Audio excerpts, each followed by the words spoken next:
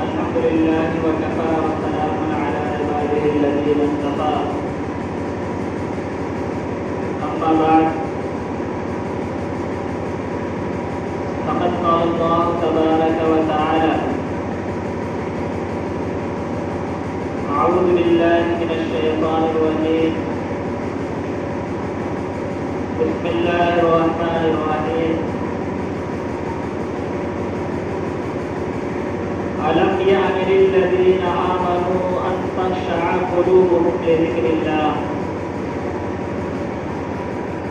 صدق الله العظيم.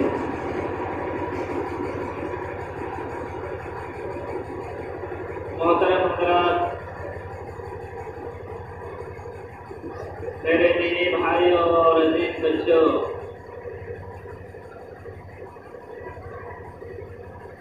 میں نے ابھی آپ حضرات کے سامنے سورہ حدید کی ایک آیت کا مختصر سا حصہ تلاوت کیا ہے۔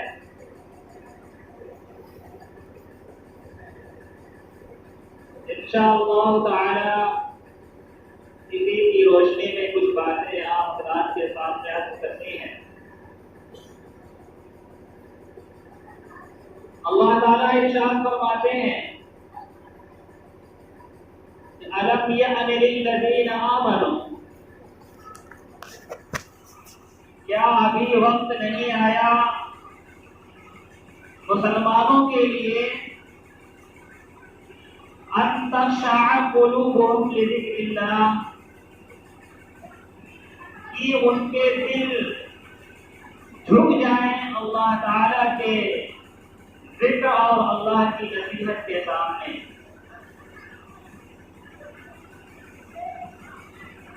اس آیت کے شان نزول کے متعلق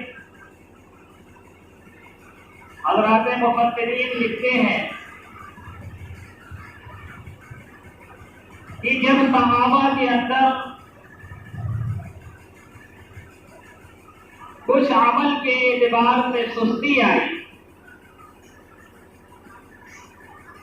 تو اس وقت اللہ تعالیٰ نے ان کو بیدار کرنے کے لیے، ان کو جگانے کے لیے اور ان کی سستی کو ختم کرنے کے لیے یہ آیت نازل فرمائی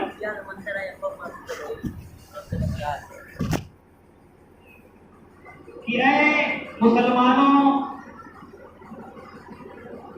کیا ابھی وہ وقت نہیں آیا کہ تمہارے دل اللہ تعالیٰ کے ذکر کے سامنے جھک جائیں، یعنی تم اعمال پر کھڑے ہو جاؤ، تمہارے اندر عمل کے اعتبار سے جو سستی ہے وہ تمہارے اندر سے ختم ہو جائے۔ کیا ایسا وقت ابھی نہیں آیا؟ یہ آیت ہم تمام مسلمانوں کو خطاب کر کے کہہ رہی ہے، ہمیں یہ پیغام دے رہی ہے کہ اے ایمان والوں، اے مسلمانوں، تمہارے اندر اعمال کے اعتبار سے جو سستی ہے اس سستی کو اپنے اندر سے نکالو، تم اعمال پہ کھڑے ہو جاؤ، اللہ تعالیٰ کی اطاعت میں لگ جاؤ، اللہ تعالیٰ کے احکامات پر عمل کر دو اور سستی کو اپنے اندر سے نکال پھینکو۔ چنانچہ اس آیت کے نازل ہونے کے بعد جن صحابہ کے اندر اعمال میں سستی تھی، انہوں نے اپنے اندر سے سستی کو نکالا اور اعمال کے اندر پختگی پیدا کی، اعمال پر کاربند ہوئے اور اعمال کے اندر پابندی ان کے اندر آئی۔ تو اس آیت کو اگر لے لیا جائے تو یہ ایک آیت انسان کی زندگی میں انقلاب پیدا کرنے کے لیے کافی ہے۔ انسان کی زندگی جو اپنی زندگی کو بدل لے، یہ اس آیت کا ایک مختصر کا یہ ٹکڑا اس کی زندگی کو بدلنے کے لیے کافی ہے۔ چنانچہ اس آیت کی وجہ سے بہت سارے لوگوں کی زندگیوں میں تبدیلی آئی، بہت سے لوگوں نے اپنی زندگی کے اندر انقلاب پیدا کر دیا۔ چنانچہ ایک بزرگ کا واقعہ جسے ہم مالک بن دینار رحمۃ اللہ علیہ کے نام سے جانتے ہیں، اسی آیت کی وجہ سے ان کی زندگی کے اندر انقلاب آیا اور انہوں نے اپنی زندگی کو بدلا۔ چنانچہ یہ مالک بن دینار رحمۃ اللہ علیہ کے بارے میں آتا ہے کہ بہت بگڑے ہوئے آدمی تھے، شراب کے عادی تھے، شراب میں ان کی زندگی گزرا کرتی تھی، لیکن ایک وقت آیا کہ ان کی زندگی کے اندر تبدیلی پیدا ہوئی اور وہ اولیاء اللہ کی فہرست میں شمار ہونے لگے۔ تو جب ان کی زندگی کے اندر انقلاب آیا، ان کی زندگی کے اندر تبدیلی آئی، تو کسی آدمی نے ان سے پوچھا کہ آپ کی زندگی کے اندر یہ تبدیلی کیسے آئی؟ تو انہوں نے اپنا واقعہ بیان کرنا شروع کیا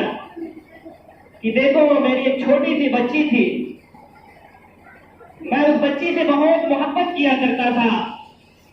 اور میں شراب کا عادی تھا، شراب پینا میری عادت بن چکی تھی۔ جب بھی میں شراب پینے کے لیے بیٹھتا اور شراب کا جام اپنے ہاتھ میں اٹھاتا تو یہ چھوٹی سی بچی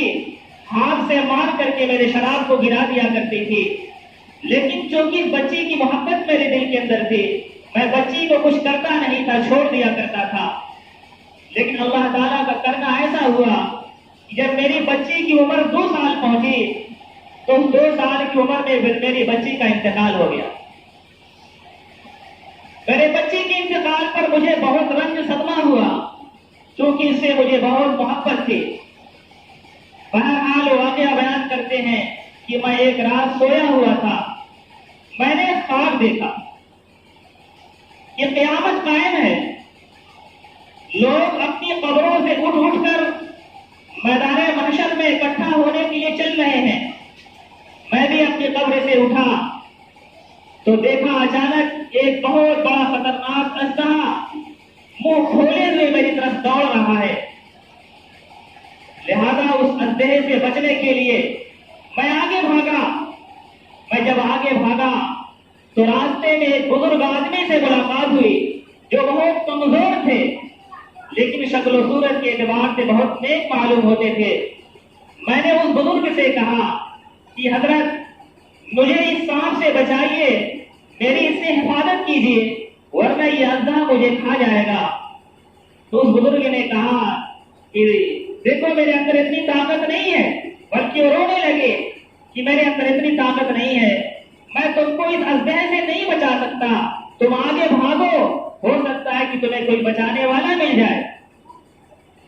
چنانچہ وہ آگے بھاگتے ہیں تو آگے ان کو آگ دکھائی دیتی ہے کہ آگ جل رہی ہے، اور سوچتے ہیں کہ اگر میں آگے جاتا ہوں تو آگ میں گر جاؤں گا، اور پیچھے اژدہا میرا پیچھا کر رہا ہے۔ اچانک ایک آواز آتی ہے کہ تم پیچھے بھاگو۔ چنانچہ وہ فرماتے ہیں کہ میں پھر اژدہے سے بچتے ہوئے پیچھے بھاگتا ہوں، اور راستے میں پھر اسی بزرگ سے میری ملاقات ہوتی ہے۔ پھر میں ان سے التجا کرتا ہوں، آوازاری کرتا ہوں کہ مجھے اس اژدہے سے بچائیے ورنہ مجھے کھا جائے گا۔ پھر وہ بزرگ کہتے ہیں میں کمزور آدمی ہوں، میں تمہاری حفاظت نہیں کر سکتا، میں تمہیں اس اژدہے سے نہیں بچا سکتا۔ انہوں نے کہا کہ اچھا آگے جاؤ، پہاڑ تمہیں دکھائی دے رہا ہے، اس پہاڑ پہ چلے جانا، وہاں لوگوں کی امانتیں رکھی ہوئی ہیں، ہو سکتا ہے تمہاری کوئی وہاں امانت رکھی ہوئی ہو اور تمہیں اللہ کی اس عذاب سے، اس اژدہے سے تمہاری حفاظت کر سکے، تمہیں بچا سکے۔ وہ فرماتے ہیں کہ میں آگے پہاڑ کی طرف بھاگا، دیکھا کہ چاندی کا پہاڑ ہے اور اس پہاڑ کے اوپر محل بنا ہوا ہے، اس کے اندر روشن دان لگے ہوئے ہیں، روشن دان پر پردے لٹک رہے ہیں۔ اچانک ایک آدمی، ایک فرشتہ اعلان کرتا ہے کہ اے لوگوں کی امانتیں اپنے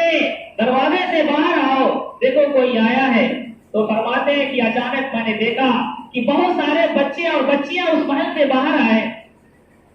اور اچانک میں نے دیکھا کہ میری بچی بھی اسی لوگوں میں ہے۔ اس میری بچی پہ میری نگاہ پڑتی ہے، وہ بچی دوڑتے ہوئے میرے پاس آتی ہے، میرے گود میں بیٹھ جاتی ہے، اور بیٹھنے کے بعد ایک ہاتھ سے اژدہے کی طرف اشارہ کرتی ہے، اژدہا پیچھے مڑ کر کے چلا جاتا ہے۔ اب مالک بن دینار رحمۃ اللہ علیہ کہتے ہیں خوابی کا سب تذکرہ کہ میں نے اپنی بچی سے پوچھا کہ تم بچی یہاں کیا کر رہی ہو؟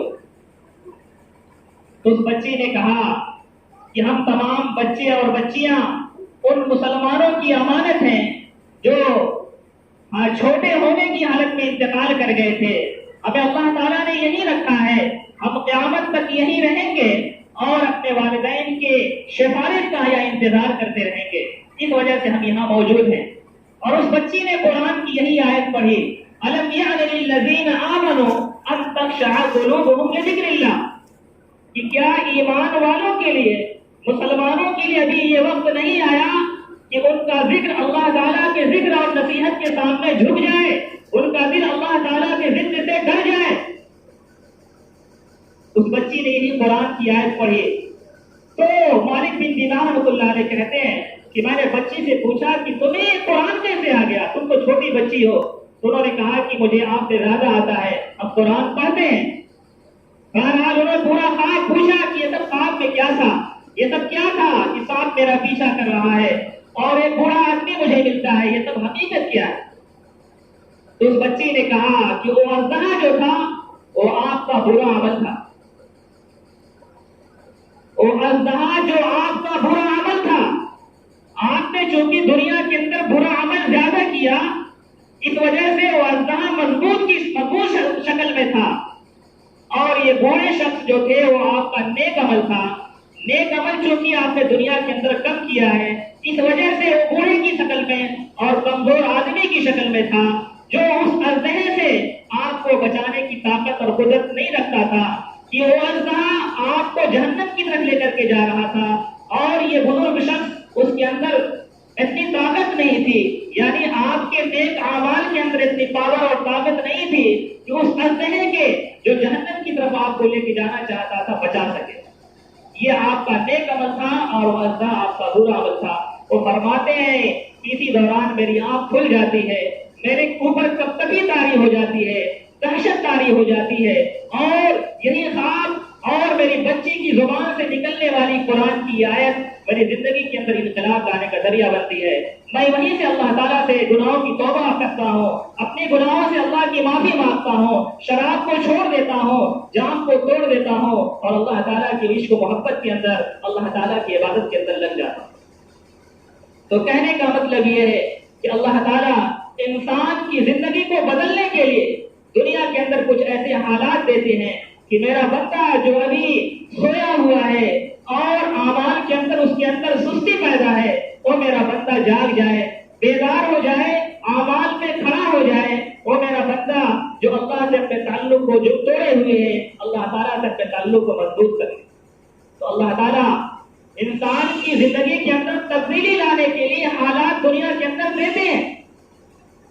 کبھی آدمی کو بیماری میں مسلط کر دیتے ہیں، کبھی اس کی کسی اولاد کو اپنے پاس بلا لیتے ہیں، کبھی کوئی اور مصیبت دے دیتے ہیں تاکہ انسان اپنی زندگی کو بدلے۔ لیکن بعض انسان اپنی زندگی کو بدل لیتے ہیں، لیکن بعض انسان بدلتے نہیں ہیں،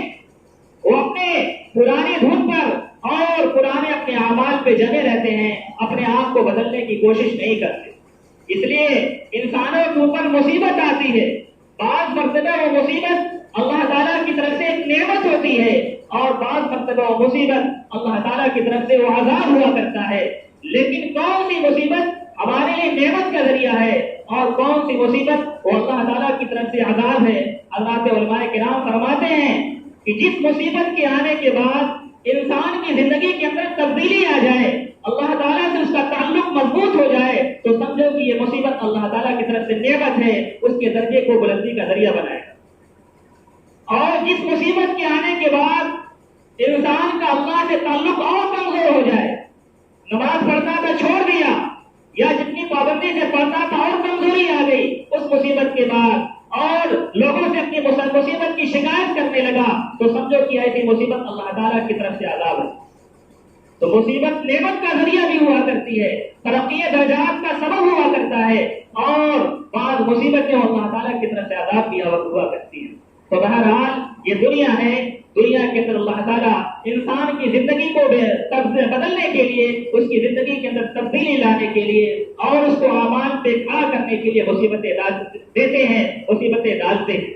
بہرحال اللہ تعالیٰ ہم تمام مسلمانوں کو اس دنیا کے اندر اللہ تعالیٰ کے احکامات پر عمل کرتے ہوئے زندگی گزارنے کی توفیق عطا فرمائے۔ وآخر دعوانا الحمدللہ۔